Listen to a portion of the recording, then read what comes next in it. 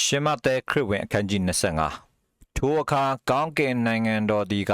မင်္ဂလာဆောင်လူလင်ကိုခရီးဦးကြိုပြုအံ့သောငါမိခွက်ကိုကန်ယူ၍ထွက်သွားသောတတိုးသမီးတစ်ကြိတ်နှင့်တူ၏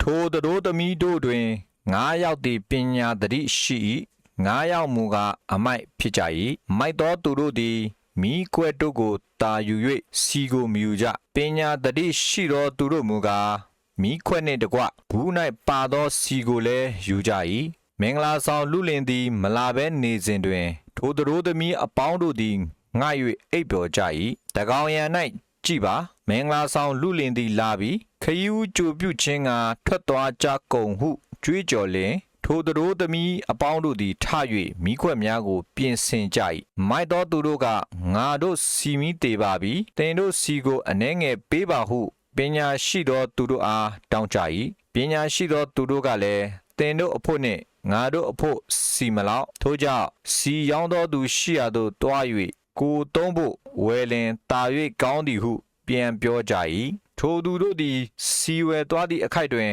မင်္ဂလာဆောင်လူလင်သည်လာ၍အသင့်ရှိသောတတိုးသမီးတို့သည်လူလင်နှင့်အတူပွဲသို့ဝင်ကြပြီးလျှင်တကားကိုပိတ်ထား၏ထိုနောက်ကျွင်းသောတတိုးသမီးတို့သည်လာ၍အရှင်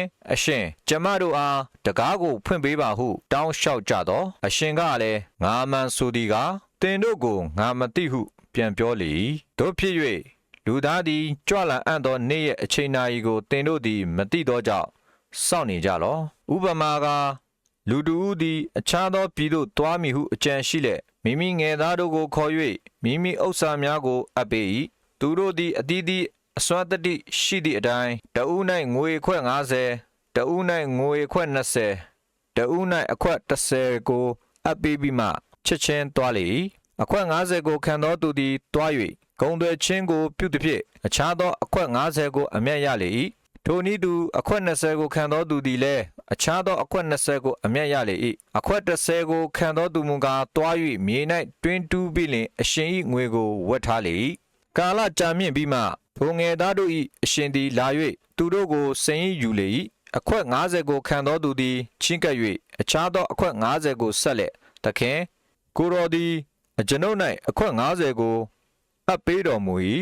အခြားသောအခွက်50ကိုအကျွန်ုပ်အမျက်ရပါပြီဟုလျှောက်လေ၏အရှင်ကလည်းတာဒုတစ္ဆာရှိသောငယ်သားကောင်တင်သည်အမှုငယ်၌တစ္ဆာစောင့်လေပြီများစွာသောအမှုအခွင့်ကိုတင်၌ငါအပ်ပေးမည်တင်ဤသခင်နှင့်အတူ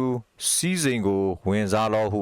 မိန့်တော်မူ၏အခွက်20ကိုခံသောသူသည်လည်းချင်းကပ်၍သခင်ကိုတော်သည်အကျွန်ုပ်၌အခွက်20ကိုအပ်ပေးတော်မူ၏အခြားသောအခွက်20ကိုအကျွန်ုပ်အမျက်ရပါပြီဟုလျှောက်လေသောအရှင်ကတာဒုတစ္ဆာရှိသောငယ်သားကောင်တင်သည်အမှုငယ်၌တစ္ဆာစောင့်လေပြီများစွာသောအမှုအခွင့်ကိုတင်၌ငါအပ်ပေးမည်တင်ဤသခင်နှင့်အတူစည်းစိမ်ကိုဝင်စားလောဟုမိန့်တော်မူ၏အခွက်30ကိုခံသောသူသည်လည်းချီးကပ်၍သခင်ကိုတော်သည်ခဲရင်သောသူဖြစ်သည်နှင့်ကိုမဆိုင်မပြိုးသောအရ၌ရိပ်၍ကိုမဖြတ်မကျဲသောအရ၌ဆုသိမ်းတတ်သည်ကိုအကျွန်ုပ်သိ၍ကြောက်သောကြောင့်အခြားသို့တွား၍ကိုတော်ဤငွေအခွက်30ကိုမြေ၌ဝတ်ထားပါပြီယခုကိုတော်ဤဥစ္စာရှိပါသည်ဟုလျှောက်၏အရှင်ကလည်းဆိုးညစ်ပြင်းရသောငယ်သားငါသည်ကိုမဆိုင်မပြိုးသောအရ၌ရိပ်၍ကိုမဖြတ်မကျဲသောအရ၌ဆုသိမ်းသည်ကိုတင်တိသည်မှန်လင်ငါငွေကိုပွဲစားလက်သို့အပ်ရမည်ထိုသို့အပ်လင်ငါပြန်လာသောအခါ